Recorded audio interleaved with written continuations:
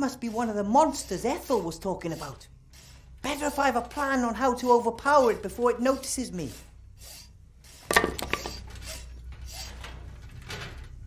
Oh, hello. You must be the terrible monster that was destroyed by my son's wonderful trap.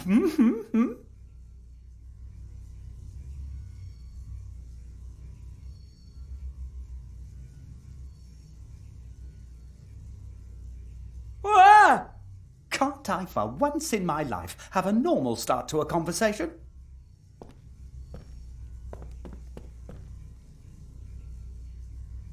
I'm Wilbur Weathervane. You're not going to eat me or anything, right? Wilbur? You're not Nate's little friend, the one that was caught by the orcs in the wildlands? You know Captain Nate? Know him? We idolise him. Without him, I'd never have met the love of my life, Esther. Gulliver's the name. Welcome, Wilbur Weathervane. Feel at home. Any friend of Nate's a friend of ours.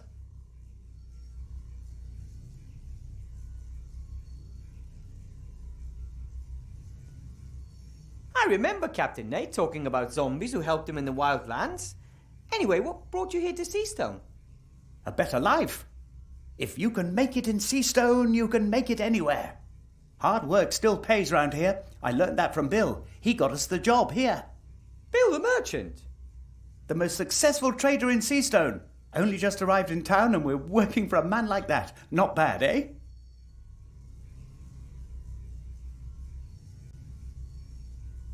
I'm not so sure if Bill is really such a great guy. How can you say a thing like that? It was him that smuggled us into town, even though zombies aren't exactly popular here. Sure, it wasn't cheap, but Bill has his costs, and he created a possibility for us to work off our debts. We build these slates for him. They're a hit, he says. He always wants more. Hey, I had one just like that. You see? A hit. Bill has a nose for good business. I'll work hard and learn from him. Then I can finally offer my family what they deserve.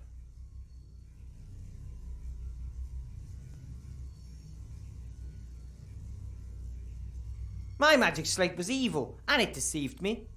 Magic slate? Poppycock. They are neither made out of slate, nor are they magic. If they're not magical, how do they work? 'Cause I don't see any gears. I don't really know. Has something to do with the intelligent stone, as Bill calls it. Fell from the sky one day in a blaze of light. I cut off a thin slab, set it in a wooden frame, and then give it an almighty electric shock. That's all. You pump electricity into the rock and that wakes it up? Yes, you could put it like that. Unfortunately, it doesn't work anymore. It's a serious problem. How am I supposed to finish the last batch if I don't have any power?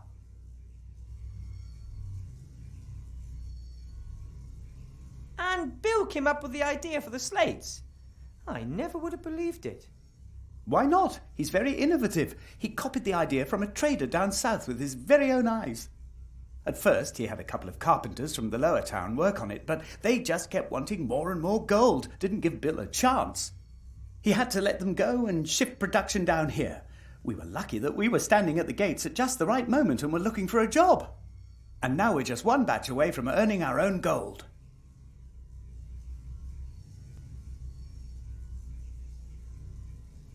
Yes, we promised an old friend we'd name our first child after him. And this little robot? Nate. Nate? We promised Nate we'd name our first child after him. We actually wanted to wait a bit, but my little cherry blossom started having problems with depression, said I worked too much and that she felt lonely. You know how women are. No. So then we built Nate. Well, we started him off at least. He did the rest himself. He's a great little inventor.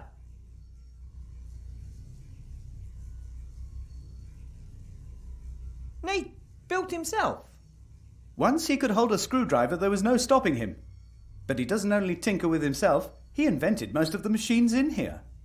That thing too? It's really impressive. What does it do? That? He got it in his head that a machine could do my work quicker. But as you can see, it's not working.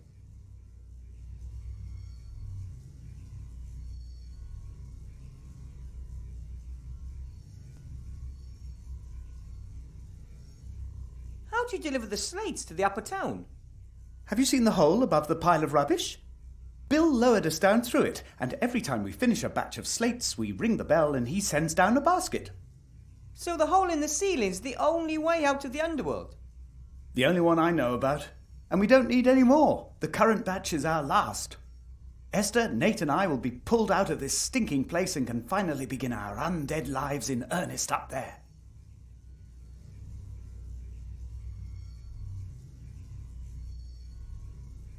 When will the next delivery be ready? Never, by the look of things. No electricity. If I help you, will you take me with you when you leave? Why not? If you help us, we'll help you too. Of course we will. Right. Then, so why don't you have electricity? That's what I would like to know. I guess it's got something to do with those darn rats. They use the same cables as us. They probably wanted to sabotage production. I can't believe that. The rats are very nice. Nice? They attacked my wife, wanted to eat her. And now I'm sure they want to prevent us from working our way out of poverty. Don't talk to me about nice. There's a lot to do. Best I get to work. That's the spirit. You only get anywhere in this life through hard work.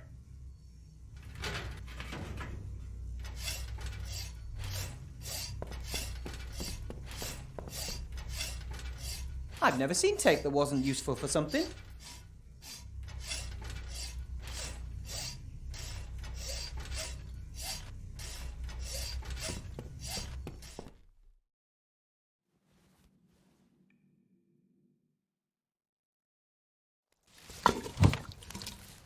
Hi, Timmy.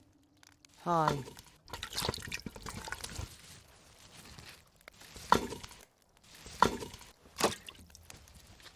Ethel believes there's monsters down there, but they're only zombies and robots as far as I can see. They seem to be very nice. The skull throws things at us when he sees us. The little robot runs away if I get too close. Maybe I can get them to be more friendly towards you.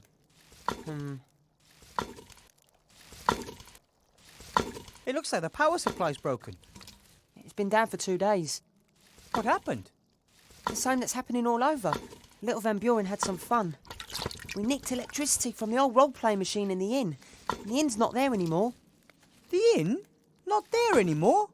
What about Sloth and Blout? But they're fine, for now. If they play along nicely and keep their heads down, we might have a chance. Oh, bother. Nothing will happen to Remy. He's the toughest rat I know. But he's all alone down there in that terrible hole.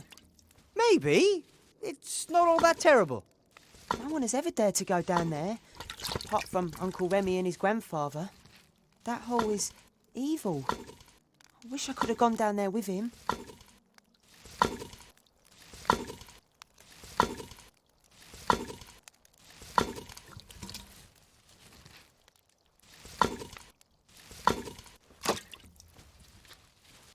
Ethel's an excellent cook, but a little special, isn't she? Totally crazy. I might have expressed that a little differently. Her cage in the lab was just above the cauldron. Too many fumes. But she's harmless and the best alchemist around.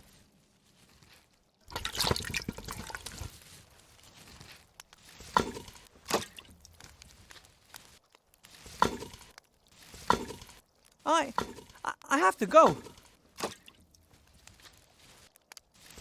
Hi, Ethel.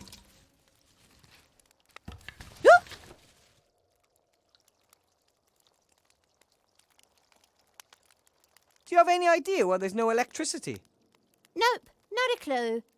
Don't like electricity. Like fire. It's warm and gives light. Can be explained in terms of alchemy. Electricity is like magic.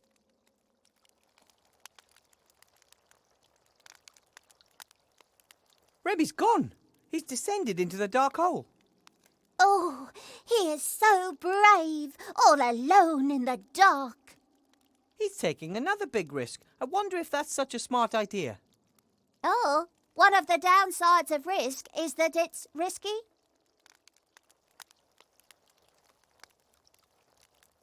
I have to be going, Ethel. Don't let them get you, my biggin.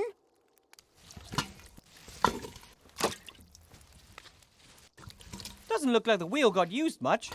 Somewhere there's a lazy fat hamster.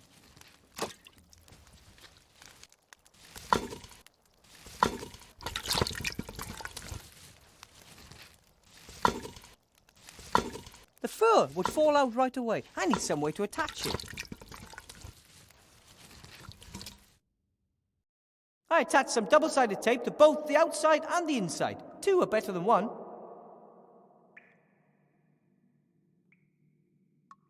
not quite sure why, but I glued the fur onto the inside of the wheel.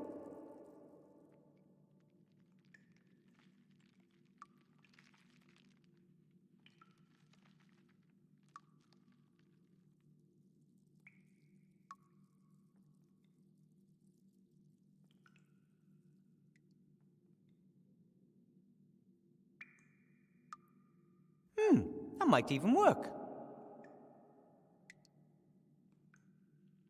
Wow! You can inflate rat water skins. Who'd have thought?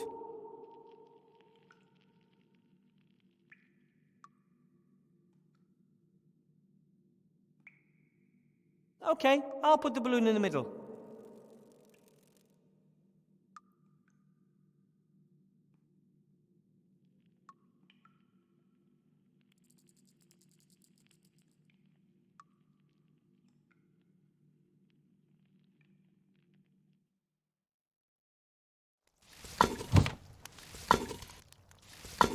Hi, Ethel.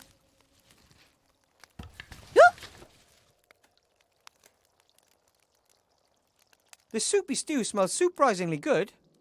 What do you mean, surprisingly? Do you want a bowl? Well, I guess I'm kind of hungry. One stew coming up.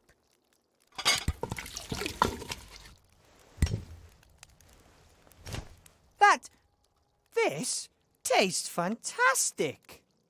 Cooking is like alchemy, just fewer explosions.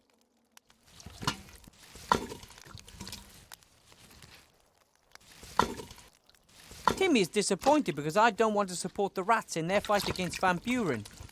But better a disappointed friend than another corpse.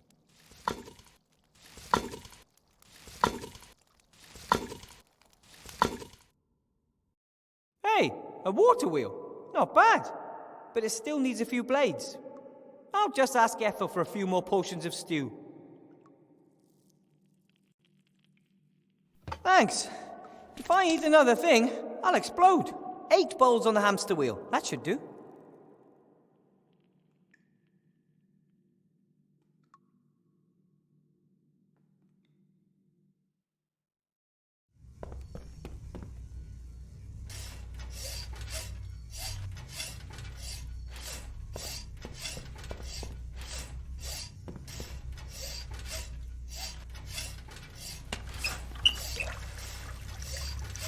And this is the moment of truth. No problem, if you know your way around known physics.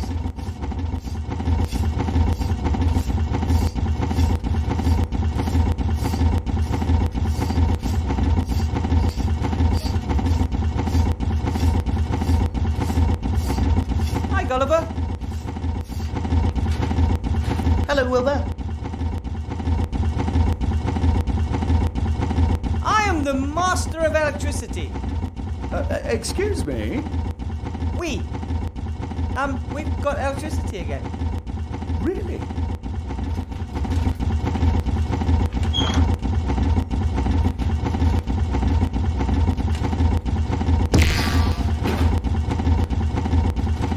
Looking good.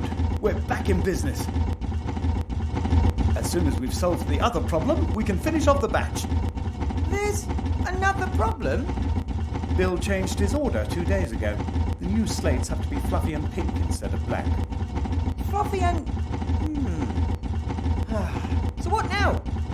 According to Bill, it's the law. Esther is already looking for a solution. Please go and ask her how she's getting on. Okay, but once we've solved the problem, can we get out of here?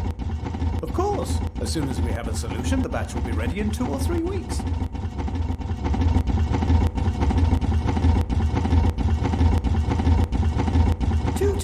What? If all goes well, I can manage 3 slates a day. 4 if I put in a night shift. A couple are pretty much finished. Bill wants 80. I want out of here, and I don't want to wait another 3 weeks. You can't always get what you want. Perhaps you can help me cutting the rock later. That might save 2 days. But, ah.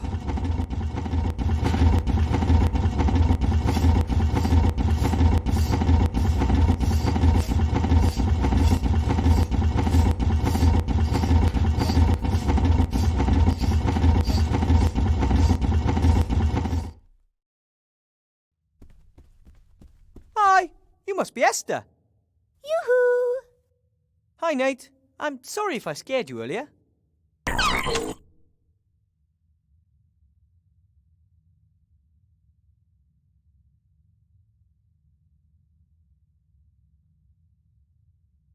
Gulliver's promised to take me to the surface with you if I help you with the delivery.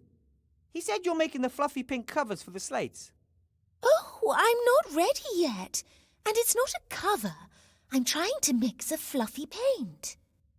A fluffy paint? Yes. There are hardly any fluffy materials or furs down here. But old paint and chemicals are here in abundance. I've never heard of fluffy paint. Well, there are warm colours, cold colours, neon colours. Why shouldn't there also be fluffy colours?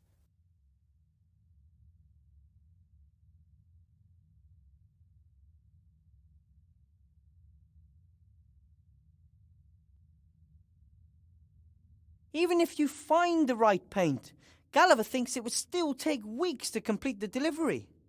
It's hard work, and Gulliver is working as quickly as he can. There must be a faster way to build the slates.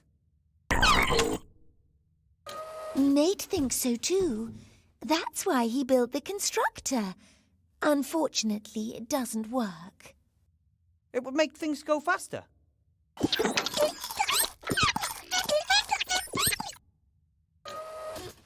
Well, not much faster.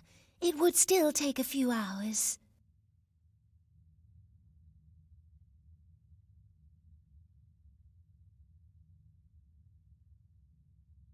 Nate and Gulliver seem to have gnome blood in their veins. No, Nate has no blood. Gulliver might have something sticky in him.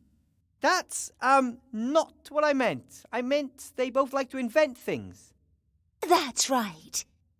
They used to make things together, but now, because Gulliver has so much to do, he doesn't have any time for it anymore. I know, but Papa is only working hard, so he'll have more time for you later. I'm not sure if a fluffy paint is the right way. It's the only way. We have to work with what we've got. I'm sure that a good alchemist could find the correct mixture. Ah, I know someone who's good at alchemy. Really? Would he help us? I don't think so. She's actually the cook in the rats' camp. Oh, the same old story. The rats are lovely, and you folks are easy to get along with, too. Why don't you like each other? Oh, it all went a bit badly wrong. We had had a long journey.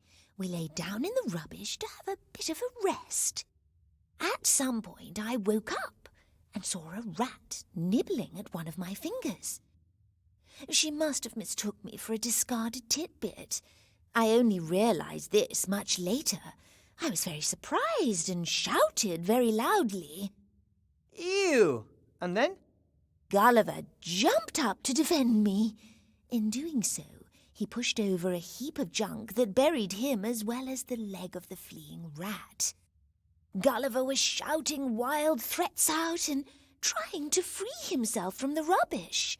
I went over to the little rat to try and help her. She must have took fright. She gnawed off her leg and limped away. That's truly a tragic story. Since then, Gulliver believes all rats have it in for us. He wants to protect me.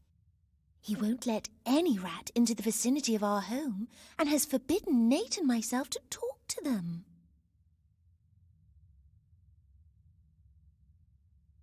But if Ethel the cook wanted to help, would you let her? Of course. Why not? We just mustn't tell Gulliver about it. He would never allow a rat into our house. That's the smaller of the two problems. The larger is Ethel. I think it's great what you've done for yourselves here. The workshop, this cave. We have tried really hard, and it will do for us. A little home for a little family. I think Gulliver sees that differently. Seems to me he's already planning for life in a palace. He's very optimistic. I think we should be content with what we have. If you're always dreaming about the future, you miss the here and now.